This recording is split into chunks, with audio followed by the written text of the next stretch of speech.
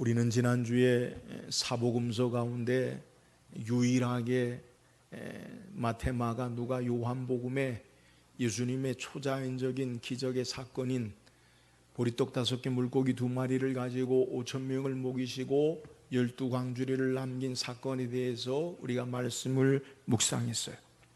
마가는 이제 이 오병이어의 기적의 사건과 연결해서 오늘 우리가 읽은 본문의 내용은 예수님께서 제자들을 건너편 바다로 보내시고 건너편 땅으로 보내시고 예수님께서 산에 기도하시다가 제자들이 물결로 말미암아 거스름으로 어려움을 당할 때에 풍랑이 있는 그 바다 위를 예수님이 걸어오시고 그의 배에 타심으로 바람과 물결이 잔잔해지는 역사와 그리고 제자들이 예수님이 누구신지를 바르게 깨닫지 못하고 오병이어의 기적과 연결해서 마음이 둔하여졌다라고 소개하는 것이 오늘 함께 읽은 본문의 내용이에요. 오늘 예수님이 오병이어의 기적의 사건과 더불어 연결해서 복음서에 마태복음, 마가복음, 요한복음에 이 예수님이 바다 위를 걸으시는 초자연적인 기적의 사건을 기록해요. 그러니까 제가 지난주에도 말씀드렸지만 사복음서에 마태, 마가, 누가, 요한복음에 공통적으로 유일하게 단 한 번 기록된 초자연적인 기적의 사건은 오병이어의 기적의 사건. 근데 오늘 본문에 또 다른 초자연적인 사건, 예수님이 풍랑이는 바다 위를 걸으시는 사건은 마태복음, 마가복음, 요한복음 이 세 복음서에 우리에게 기록하고 있다는 거예요. 그래서 오늘 본문의 내용에 병행구절이라고 동일한 사건을 기록한 것이 마태는 마태복음 14장 22절에서 33절까지 기록하고 요한은 요한복음 6장 16절에서 21절까지 기록하고 있어요. 그런데 이 바다 위를 걸으신 사건의 마태복음, 마가복음, 요한복음을 읽어보면 공통점이 있고요, 차이점이 있어요. 마태복음에는 예수님이 풍랑이 있는 바다 위를 걸어오신 사건과 더불어서 여러분이 성경을 되새기고 상기하면 그 바다 위를 걸어오신 사건과 더불어 누가 등장하느냐? 베드로가 예수님처럼 바다 위를 걷다 빠지는 사건을 마태가 기록해요. 근데 오늘 마가복음에는 그게 기록하고 있지 않아요. 그리고 요한복음에도요, 동일한 사건을 기록하는데 그걸 기록하고 있지 않아요. 근데 요한복음에는 무엇을 기록하느냐? 요한복음에는 예수님께서 풍랑이는 바다 위를 잔잔케 하시고 배에 타셨다. 안심하라, 너희 두려워 말라. 이 예수님에 관해 초점을 맞추고 이야기하고, 오늘 마가복음에는 마태복음에서 말하지 아니하고 요한복음에서 말하지 아니하는 내용을 우리에게 언급해요. 그게 뭐냐면 우리가 읽은 마지막 절 52절에 보면 이는 그들이 그 떡 떼시던 일을 깨닫지 못하고 도리어 그 마음이 둔하여졌음이라. 그러니까 마태복음과 요한복음에는 제자들의 마음의 상태, 이것에 대해서 오병이어와 연결해서 우리에게 소개하고 있지 않아요.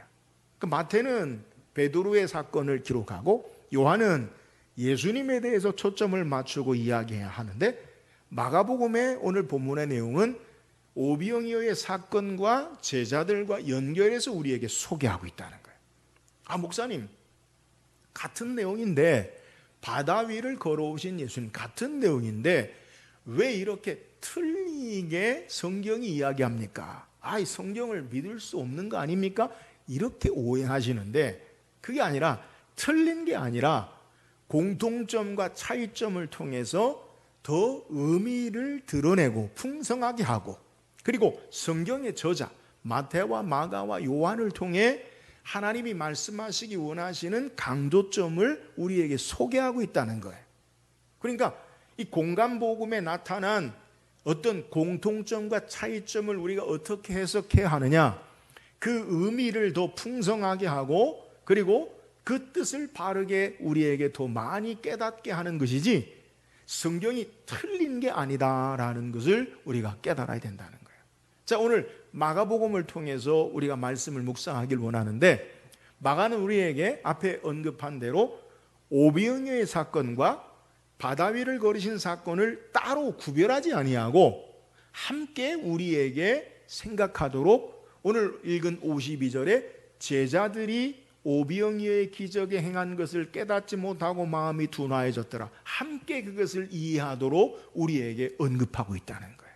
그렇다면 마가가 우리에게 소개하고 있는 이 오병이어의 기적의 사건과 바다 위를 걸으신 사건이 어떤 연결점을 가지고 우리에게 말씀하기를 원하시는가, 이것을 통해서 오늘 성경을 통해 우리가 믿고 있자는 예수님, 앞에도 오병이어의 기적도 초자연적인 기적의 사건, 또 오늘 본문에 바다 위를 걸으신 사건도 초자연적인 기적의 사건, 일반적이지 않은 이 초자연적인 기적의 사건을 통해서 오늘 예수님께서, 하나님께서 우리에게 말씀하시는 귀한 뜻을 깨닫고 우리가 더욱 주님을 바라보고 신앙하는 저와 여러분 되기를 주의 이름으로 축원합니다.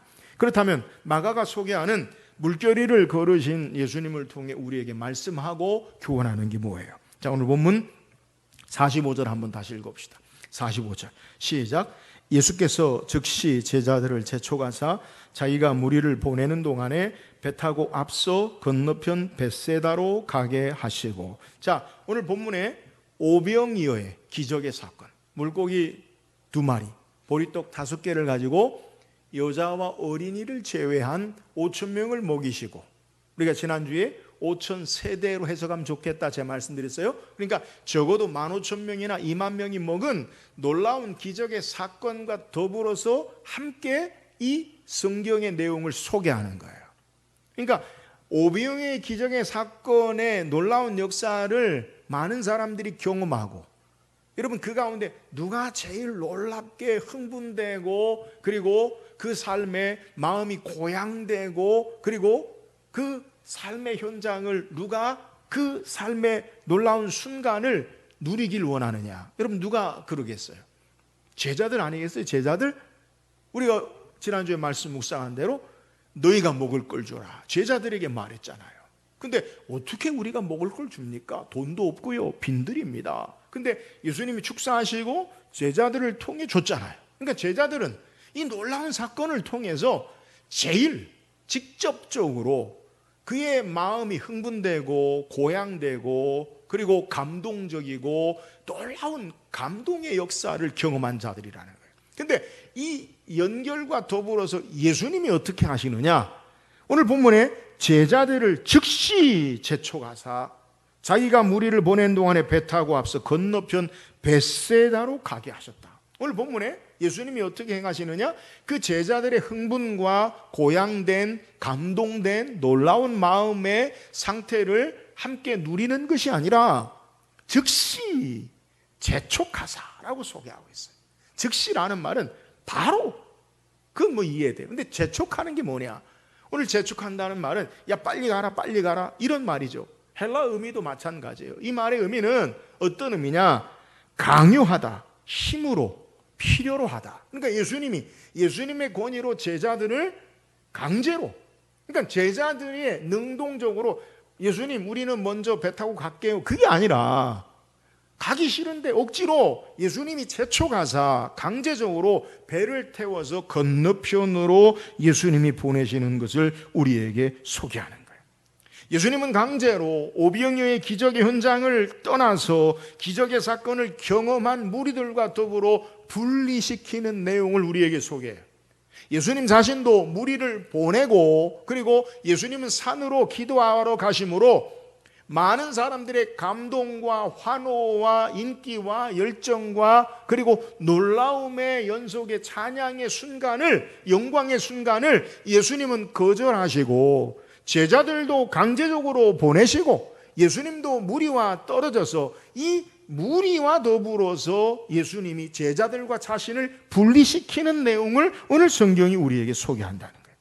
그러면 예수님께서 왜 이렇게 제자들 그리고 예수님 자신이 오병이어의 놀라운 기적의 사건과 더불어서 그 자리를 예수님이 구별하고 떠나시느냐?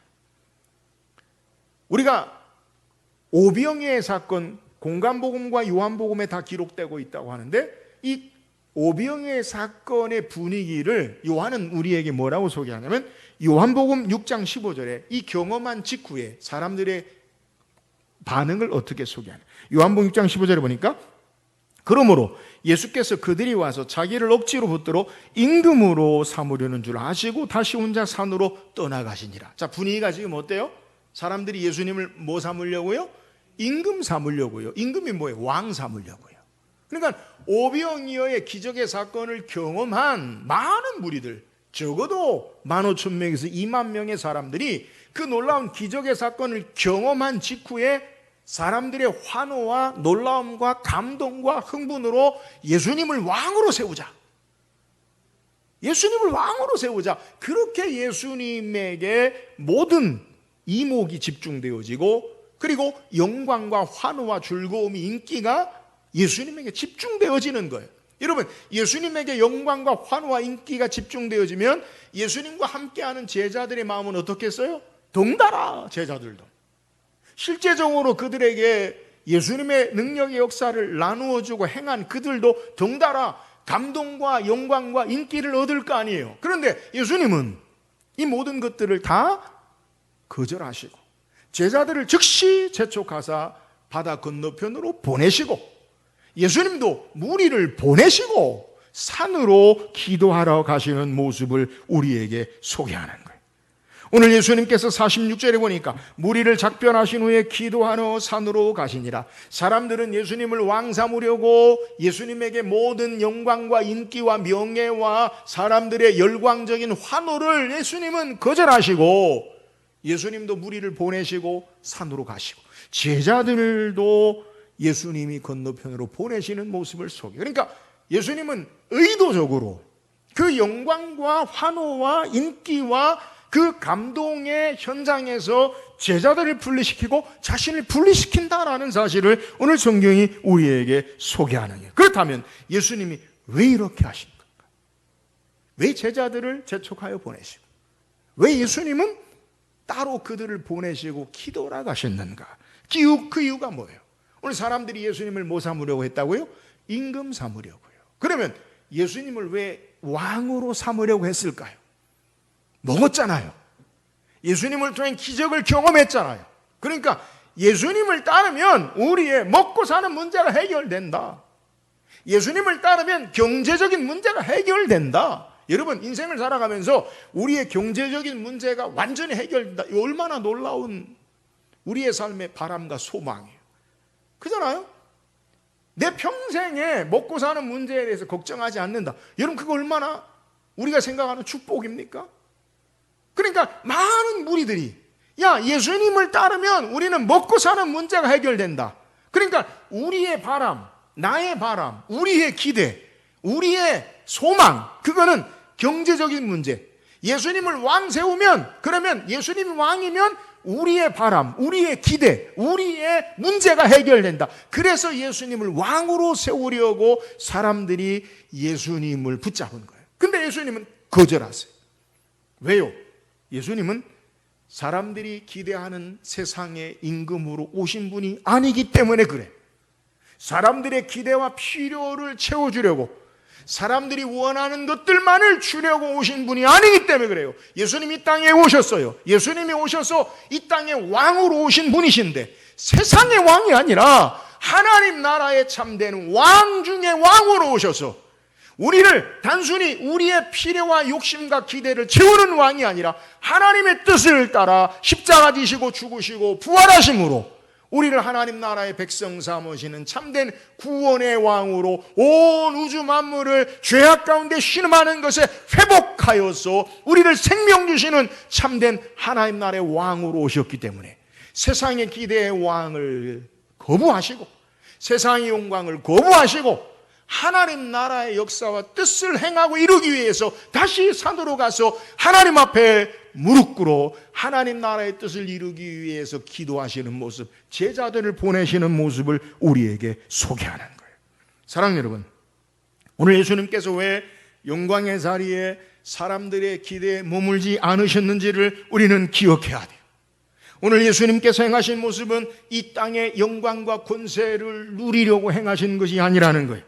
하나님 나라의 영원한 참된 영광의 권세를 행하시는 분으로 낮고 천한 하나님 인간의 몸을 입고 이 땅에 오셔서 십자가에 죽으시고 부활하심으로 하나님 나라의 뜻을 따라, 그래서 하나님 앞에 무릎 꿇어 내 뜻이 아니라 세상의 뜻과 세상의 영광이 아니라 하나님의 영광의 나라의 뜻에 굴복하시고 그가 고난받으시고 죽으시고 부활하심으로 하나님 나라의 영광을 이루신 분 되심을 우리에게 소개하는 것, 이것을 우리는 기억해야 돼요. 예수 믿고 신앙하면서 우리는 여전히 나의 욕심이나 나의 기대나 나의 바람, 세상 영광을 구하는 것은요, 세상 말로 번지수를 잘못 찾는 것. 여러분, 신앙생활하면서 내가 원하는 바, 내가 기대하는 바, 내가 이루고자 원하는 바를 위해서 예수 믿는다면 그건요, 바른 신앙의 모습이 아니에요. 우리의 원하는 것들을 채우는 게 아니라 하나님 나라의 참된 뜻을 따라 굴복하고 복종하며 하나님의 거룩한 백성으로 세워지는 것, 이것이 우리를 하나님의 백성 삼으신 목적됨을 기억할 수 있기를 주의 이름으로 축원합니다. 내게로 원하는 바를 이루는 게 아니라 하나님의 말씀과 뜻을 따라서 이 땅의 삶을 사는 것, 이게 하나님 백성이요, 예수님께서 이 모습을 보여주는 거예요. 쉽게 세상의 왕으로 사람들의 인기와 영광 가운데 하나님의 일을 행하실 수 있잖아요. 예수님 거부하세요. 제자들에게 제초가사 이 헛된 욕망과 욕심으로부터 분리시키세요. 오늘 예수 믿고 신앙하는 저와 여러분의 신앙의 삶이 무엇이 되어야 하는가? 오병이어의 기적의 사건과 더불어서 바다 위의 기적의 사건을 통해서 예수님이 우리에게 원하시는 것이 뭐냐? 세상 영광, 내가 원하는 기대와 소망을 따라 신앙을, 예수님을 이용하지 말고 하나님의 말씀과 하나님의 뜻을 따라 순복하고 사는 것, 여기에 초점을 맞추고 세상 영광이 아니라 하나님 나라의 참된 영광에 초점을 맞추고 신앙하도록 우리에게 교훈하고 있다는 거예요. 사랑하는 여러분, 나의 영광과 환호의 자리에 머무르지 말고 참된 하나님의 영광과 하나님 나라를 위하여 예수 그리스도를 믿고 신앙하는 저와 여러분 되기를 주의 이름으로 축원합니다. 또한 본문을 통해 우리에게 교훈하시는 게 뭐예요? 47절, 48절 말씀 같이 한번 읽어봅시다. 47절, 48절 시작. 저물매 배는 바다 가운데 있고 예수께서는 홀로 무태 계시다가 바람이 거스름으로 제자들이 힘겹게 노젓는 것을 보시고 밤 사경쯤에 바다 위로 걸어서 그들에게 오사 지나가려고 하시매. 자, 저물매 배는 바다 가운데 있고 예수께서는 홀로 무태 계시다가, 자, 시간적으로는 밤 시간, 깊은 저문 밤 시간, 공간적으로는 예수님과 제자들이 같은 장소에 있지 않아요. 예수님이 제자들을 배 태워 보내셔서 배는 바다 가운데 있고 예수님은 그 시간, 같은 시간에 어디 계시느냐? 같은 공간이 아니라 예수님은 땅에, 무태, 더 정확하게 산에 기도하러 가시는 모습이에요.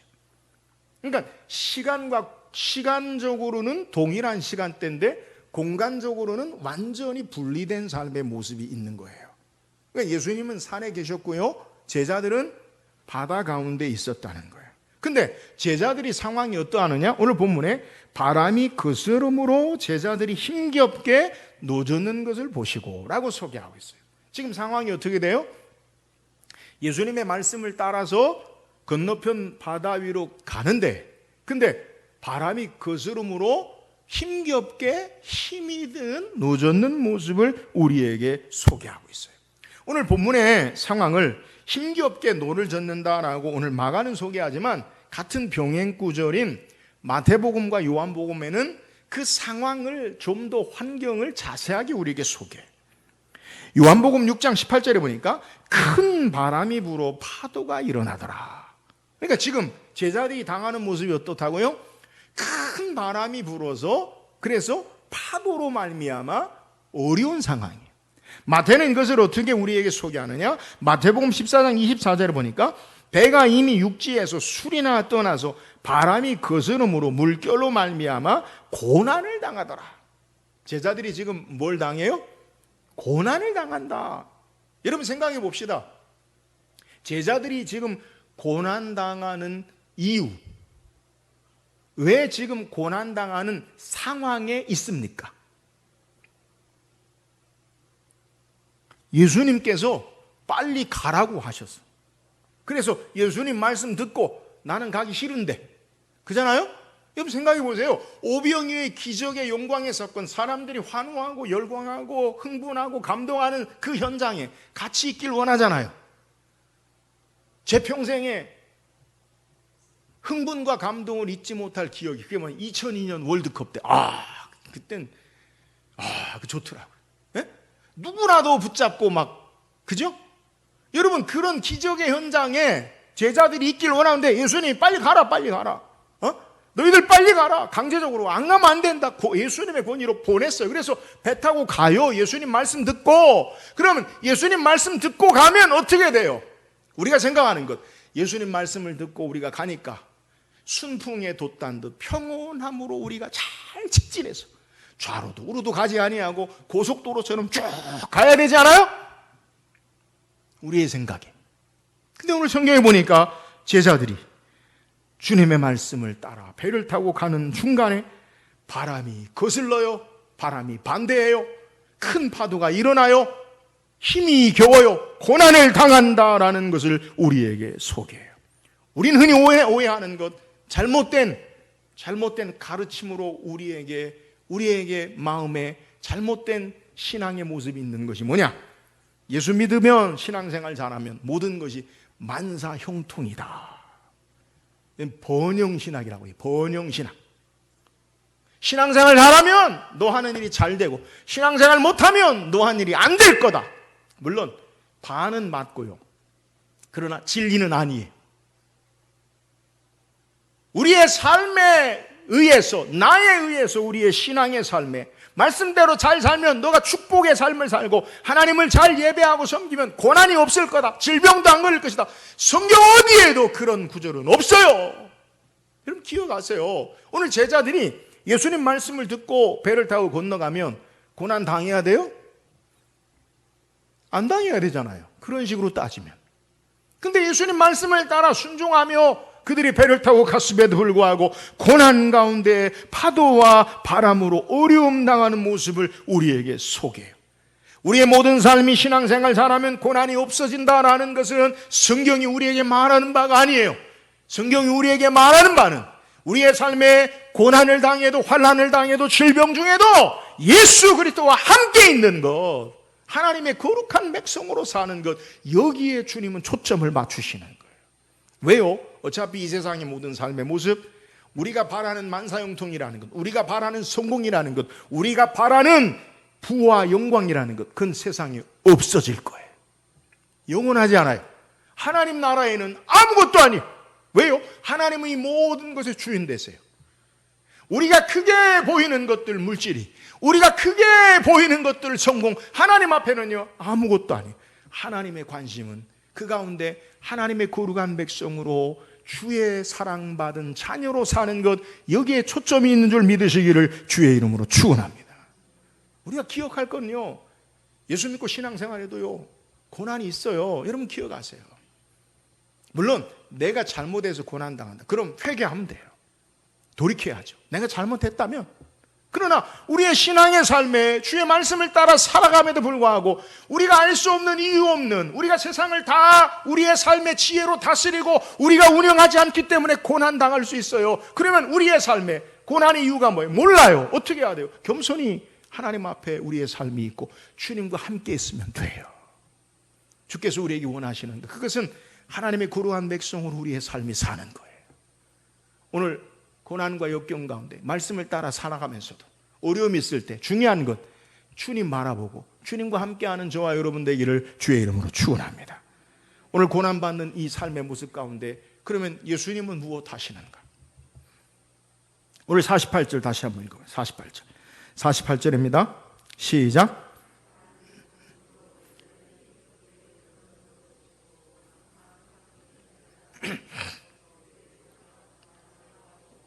바람이 거스름으로 제자들이 힘겹게 노젓는 것을 보시고 밤사격증 바다 위로 걸어서 그들에게 오사 지나가려고 하시매. 두 가지 동사를 우리에게 주목하는데, 제자들이 힘겹게 노젓는 것을 예수님이 보시고 또 하나는 그들에게 오사. 지금 제자들이 고난당해요. 그 고난당하는 것을 내가 고난당할 때 하나님 무엇하시는가? 빨리 도와주시지 않고, 내가 고난당할 때 예수님 무엇하고 계시는가? 오늘 성경에 뭐라고 하냐면 보시고. 제자들이 힘겹게 노젓는 것을 예수님이 어떻게 한다고요? 보셨다고요. 자, 앞에 소개했어요. 지금 제자들과 예수님의 같은 동시간대에 공간적으로 같은 장소에 있습니까? 다른 장소에 있습니까?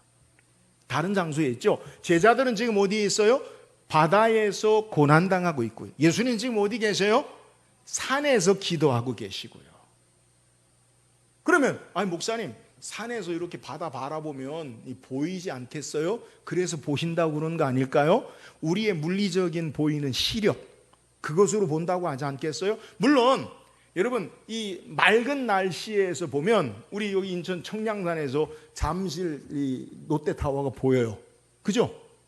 그러니까 약 한 직선거리로 한 30km 정도 볼 수 있어요. 그런데 문제는 밤, 물론 빛이 없는 밤 보여요? 안 보여. 지금 어디냐? 오늘 성경에 시간을 우리에게 소개하는데, 오늘 시간적으로 성경이 뭐라고 소개하냐면 밤 사경쯤에, 밤 사경이라는 것은 로마의 시간으로, 우리 오늘의 시간으로 하면 밤 새벽 3시에서 6시, 그러니까 해가 뜨기 전에 가장 깊은 밤, 미드나잇, 가장 깊은 밤, 깜깜한 밤이죠. 깜깜한 밤. 그러니까 캄캄한 밤에 지금 장소가 어디냐? 바다. 여러분, 캄캄한 바다 보셨나요? 전부 시커멓죠. 물론 오징어배 불이 있으면 보이지만 이 고대에 무슨 불이 있겠어요? 캄캄한 밤에. 그러니까 오늘 성경에 우리에게 예수님이 보셨다라는 것은 우리가 가진 시력, 물리적인 시력으로 그것을 바라봤다라는 말의 의미가 아니에요. 예수님이 우리가 이렇게 바라보듯이 삶의 현장을 물리적으로 시력으로 봤다는 말이 아니라, 깊은 바다 가운데서, 캄캄한 어둠 가운데서도 예수님이 제자들의 고난당하는 것을 우리에게 신령한 능력의 역사로 우리를 보고 계심을 말하고 있는 내용이에요. 사랑하는 기억하세요. 우리의 삶이 고난당할 때 아무리 깊은 절망의 어둠의 밑으로 우리가 있다 할지라도 주님 우리를 바라보시고 우리를 주목하시는 주님 되심을 믿으시기를 주의 이름으로 축원합니다. 우리 고난당할 때 느끼는 건 아무도 몰라, 내 마음 누구도 몰라, 그러잖아요. 여러분, 주님은 아세요. 전능하신 창조주 하나님의 능력으로 우리를 보시고 주목하시는 주님 되심을 우리에게 소개하고 있는 내용이에요. 물리적인 거리가 문제되지 않아요. 우리는 이 성경의 요나를 통해서 깊은 바다 물고기 뱃속에 있는 요나도 하나님이 그를 보시고 그를 깨닫게 하시고 말씀하시잖아요. 아무리 깊은 바다에도, 아무리 깊은 물고기 뱃속이라도 주님은 아시고 보신다는 거예요. 사랑하는 여러분, 오늘 우리가 이 땅에 당하는 고난과 역경 가운데 주님이 우리를 힘겨워하는 가운데 주목하시고 보심을 믿으시기를 주의 이름으로 축원합니다. 우리를 아시는 분이세요. 또한 오늘 본문에 예수님이 어떻게 하시느냐? 고난당할 때 우리를 보실 뿐만 아니라 오늘 성경에 그들에게 오사. 여러분, 제자들이 고난당할 때 주님 어떻게 하시느냐? 우리의 고난을 보시고 아시고 그들에게 오셨다는 거예요.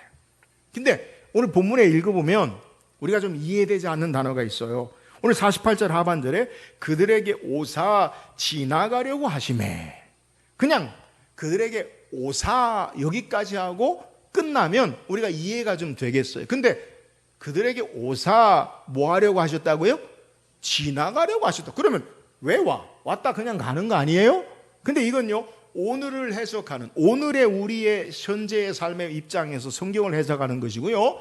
오늘 왜 굳이 우리가 이해되지 않는 부분을 마가가 우리에게 기록하고 있느냐? 그것은 유대적인 배경의 성경의 역사를 따라서 예수님이 누구신지를 우리에게 밝히 드러내기 위해서 말하고 있는 내용이에요. 그 의미가 뭐냐? 오늘 굳이 우리가 생략해도 될 것 같은 단어, 그들에게 오사라고 하지 아니하고 지나가려고 하신다라는 말씀의 의미가 뭐냐? 이 지나가려고 하신다라는 것은 성경의 배경을 가지고 있는데, 구약에 하나님이 우리 인간에게 찾아오시고 임재하실 때에 사용되는 관용적인 표현이에요. 그러니까 출애굽기 33장에 보면 이스라엘 백성이 모세가 시내산에서 십계명을 받으러 30일 동안 올라가서 소식이 없자 이스라엘 백성들이 아론에게 와서 우리를 인도할 신을, 모세는 어디 갔는지 알지 못하고 우리를 인도할 신을 만들어라. 그러니까 금 귀고리를 가져와라. 그걸 부어 만들어서 송아지 형상으로 너희를 인도한 신이라. 하나님이 진노하시던 모세에게 속히 내려가라. 이 백성이 나를 거역했다. 내려가서 십계명 두들판으로 금송아지를 깨트리고, 그리고 하나님께서 이 백성을 진멸하려고 하시니까 모세가 기도하자. 하나님, 이 백성을 진멸하지 마시고 내 이름을 생명책에서 거두어가셔도 이 백성을 진멸하지 마시고, 그리고 이들과 함께 해주세요. 그러니까 하나님이 그래, 그러면 너 혼자 가라. 난 안 간다. 그러니까 이스라엘과 하나님이 분리시켜요. 하나님이 난 안 간다. 그러니까 하나님, 이 백성과 함께 가주세요. 함께 가지 않으시면 나를 생명책에 지워주세요. 그러니까 그래, 그럼 함께 가겠다. 그러니까 모세가 또 기도하죠. 하나님, 어떻게 믿을까요? 하나님 내게 보여주세요. 하나님 영광을 내게 보여주세요. 그러니까 하나님이 모세와 함께, 이스라엘과 함께 간다는 것을 하나님을 보여달라는 거예요. 그러니까 하나님 말씀하시기를 나를 본 자가 없고 내가 지나갈 때 너는 내 뒷모습을 보리라. 그리고 한 바위 틈에 너가 있으라. 그리고 하나님 말씀하세요. 그래서 출애굽기 33장 22절 23절에 보니까 내 영광이 지나갈 때 내가 너를 반석 틈에 두고 내가 지나도록 내 손으로 너를 덮었다가 손을 거두리니 내가 내 등을 볼 것이요 얼굴은 보지 못하리라. 그러니까 하나님이 지나갈 때에, 또 지날 때에 지나도록, 이 의미가 뭐예요? 하나님이 지나가신다는 거예요? 하나님이 모세에게 보이시고 나타나신다는 거죠. 여러분, 모세에게 보이시고 나타나신 그 창조주 이스라엘의 약속의 언약의 구원의 하나님이 오늘 예수 그리스도로 말미암아 그의 제자들에게 나타나시고 그 예수님이 여호와 하나님 되심을 우리에게 소개하는 거예요. 여러분, 우리가 믿고 있잖아요. 하나님, 예수님이 어떤 분이시냐? 우리를 고난 가운데 아시고 보시고 우리를 고난 가운데 구원의 하나님으로, 전능하신 능력의 하나님으로 우리에게 찾아오시는 예수님 되심을 믿을 수 있기를 주의 이름으로 축원합니다. 삶의 현장 가운데 고난당할 때 우리를 보시고 우리에게 찾아오시는 예수님이 바로 여호와 하나님이시라는 거예요. 우리가 이 세상을 살아갈 때, 고난당할 때 기억할 것은 주님 우리를 보시고 아세요. 그리고 전능하신 하나님으로 우리에게 오시는 분, 그리고 우리에게 찾아오셔서 역경과 어려움을 함께 이기게 하시고 승리로 나아가도록 인도하시는 하나님 되심을 믿으시기를 주의 이름으로 축원합니다. 하나님의 자녀들의 고난이 없는 게 아니에요. 고난이 있어요. 고난 가운데서도 우리와 함께 하시고 이기게 하시는 분, 우리를 아시고 우리와 함께 일하시는 예수 그리스도, 이분 바라보고 신앙할 수 있기를 주의 이름으로 축원합니다. 또한 본문을 통해 우리에게 초자연적인 기적의 역사를 통해 말씀하는 의미가 뭐예요? 49절 50절 한번 읽어보세요. 49절 50절 시작. 유령인가 하여 소리 지르니 그들이 다 예수를 보고 놀랍니다. 예수께서 곧 그들에게 말씀하여 이르시되 안심하라, 내니 두려워 말라 하시고. 자, 제자들이 고난당하는 캄캄한 밤에 누가 걸어와요? 그러니까 당연히 유령이죠. 사람이 바다 위를 어떻게 걸어와요? 유령이다. 예수님 뭐라 말씀하십니까? 바다 위를 걸어오셔서 그들에게 안심하라, 내니 두려워 말라. 그리고 그 배에 올라타시는 모습을 우리에게 소개. 자, 예수님께서 그러면 왜 이렇게 행하셨을까? 저는 생각해 봤어요. 예수님은 하나님이시잖아요. 그죠? 그러면 제자들이 갈릴리 바다에 고난당할 때 제자들을 놀래키면서, 유령이다 놀래키면서, 물론 다 놀래겠지만 바다 위를 걸어오시지 않는 방법으로도 제자들에게 찾아올 수 있잖아요. 부활의 예수님이 문들을 닫고 두려워하는 제자들에게 시간과 공간, 문들을 닫았는데 예수님이 나타나셨죠. 그죠? 요한복음 21, 안심, 너에게 평강이 있을지어다, 손과 발을 보이실 때. 그러니까 예수님은요, 바다 위를 굳이 걸어오지 않으셔도 제자들에게 오실 수 있어요. 근데 예수님은 바다 위를 굳이 걸어오셨다는 거예요. 초자연적인 역사를 우리에게 보이셨다는 거예요. 여러분, 왜? 그냥 예수님이 배에 직접 시간과 공간을 초월해서 순간이동 해가지고 배에 타실 수도 있는데 왜 굳이 바다 위를 걸어오셔서 그들에게 오셨느냐? 여러분, 예수님이, 성경이 우리에게 의미 없는 행동이나 의미 없는 말씀이 없어요. 예수님이 왜 바다 위를 걸어오셨느냐? 그건 바로 예수님이 누구신지를 바르게 제자들에게, 오늘 우리에게 증거하는 내용이에요. 그 의미가 뭡니까? 욥기 9장에 보면 욥이 하나님이 일하심을 이렇게 표현해요. 욥기 9장 7절 8절에 보니까 그가 해를 명령하여 뜨지 못하게 하시며 별들을 가두시도다. 그가 홀로 하늘을 펴시며 바다 물결을 밟으시며. 자, 창조주 전능하신 능력의 하나님의 역사를 소개해요.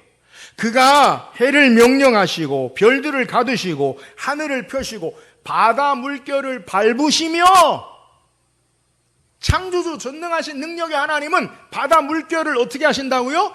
밟으신다고요. 바다의 모든 것도 통치하시고 바다를 밟으신 하나님이시라는 거예요.